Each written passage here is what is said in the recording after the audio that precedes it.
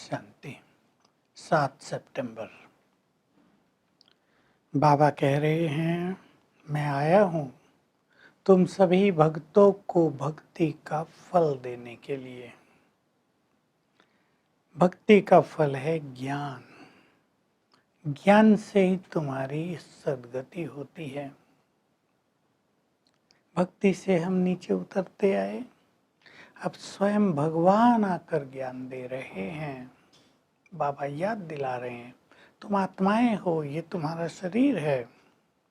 तुम आत्माएं शरीर में आकर पाठ बजाती हो। मैं भी शरीर में आकर तुम्हें पढ़ा रहा हूँ। तुम्हें भगवान पढ़ा रहे हैं, इसकी तुम्हें बहुत खुशी होनी चाहिए। मैं पुरुषोत्तम संगम युग पर आता हूँ सारे विश्व को पुरुषोत्तम बनाने के लिए। अब ये सारा विश्व पुरुषोत्तम बनेगा, उसको अमरपुरी कहते हैं, स्वर्ग कहते हैं। वहाँ तुम देवी देवता बन जाओगे। तुमने 84 जन्मों का पाठ बजाया है, अब पहले तुम्हें पावन बनकर घर चलना है, फिर अमरपुरी में आना है। तो बाबा पूरी हम सबको पहचान दे रहे हैं। तुम पहले पहले शिव की भक्ति करते थे, फिर देवताओं की भक्ति शुरू की। देवता वहाँ किसी की भक्ति नहीं करते, लेकिन तुम जब देवता से नीचे उतरे, क्षत्रिय व शूद्र बने, तो फिर आप ही पुजारी बन गए। तुम पूज्य थे, पुजारी बन गए, अब अपनी पूजा कर रहे हो। बाबा ये हम सबको रोज रोज स्मृति दिलाते हैं। भारत बहुत साहूकार था। अभी भी अफ्रीका आदि देशों में बहुत सारा सोना रहता है, लेकिन भारत में तो अब भी बहुत धन है, लेकिन गुप्त है, पता नहीं चलता कहाँ है। लेकिन अथाह धन था भारत में। तो उन दिनों अपनी बहनों को कॉन्फ्रेंस का निमंत्रण मिला है कहीं से, तो बाबा उसको कोट कर रहे हैं कि धर्म वाले कॉन्फ्रेंस करते रहते हैं, कभी जैनी करते हैं, कभी सनातनी करते हैं, कभी आर्य समाजी करते हैं। फिर से निमंत्रण मिला है, लेकिन 15 मिनट का ही टाइम दिया है, तो 15 मिनट में तुम क्या समझा सकते हो। टॉपिक रखा है, मनुष्य जीवन में धर्म की आवश्यकता क्यों है, धर्म की आवश्यकता, क्या फायदा होगा धर्म से। तो बाबा पूरा डिटेल बता रहे हैं कि तुम सभी धर्मों का ज्ञान दो उन्हें। धर्म कब कब आए हैं, तुम उन्हें सभी धर्मों का ज्ञान दो।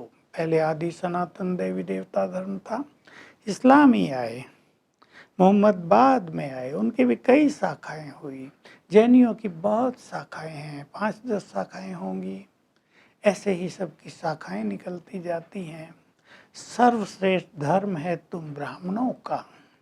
वो लोग भी अपने को ब्राह्मण कहते हैं कलयुग में, लेकिन ब्राह्मण हों तो ब्रह्मा की संतान कहलाएं, तब भाई बहनें हो जाएं, फिर शादी कर न सकें, पवित्र हो जाएं, लेकिन सच्चे ब्राह्मण तुम हो। तुम्हारा धर्म ही सर्वश्रेष्ठ है, क्योंकि तुम ब्रह्मा की संतान हो।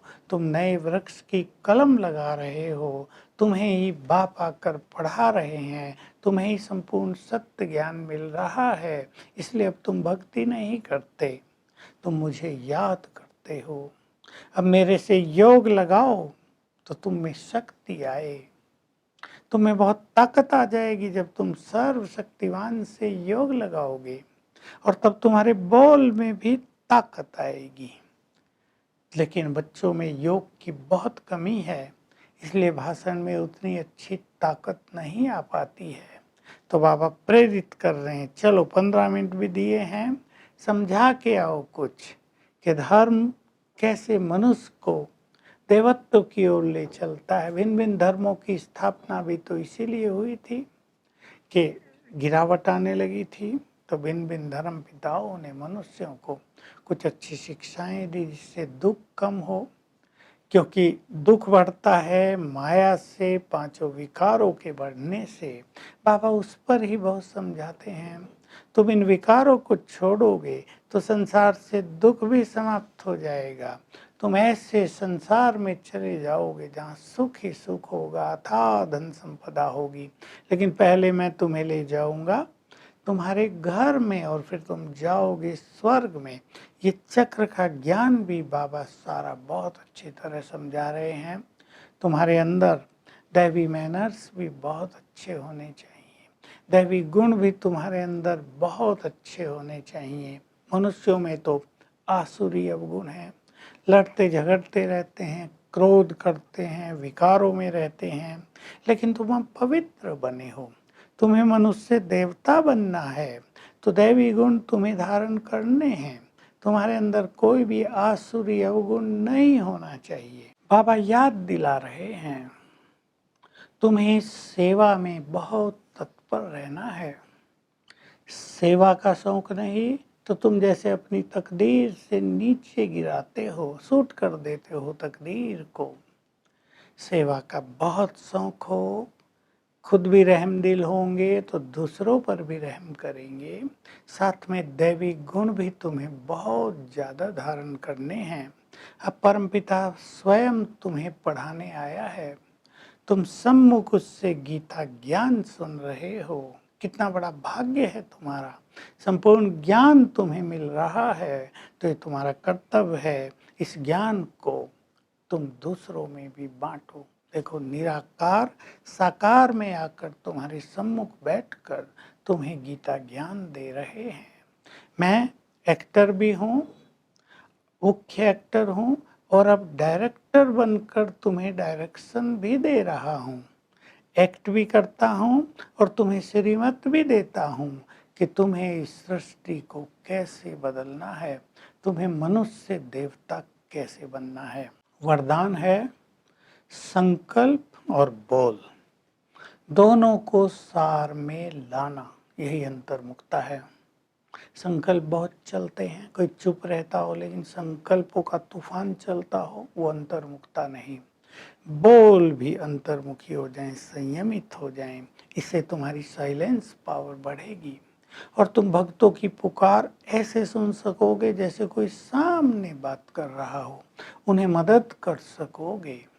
और स्लोगन है स्वभाव, संस्कार, संबंध, संपर्क सब में लाइट रहना, हल्के रहना, इसी को कहा जाता है फरिश्ता बनना।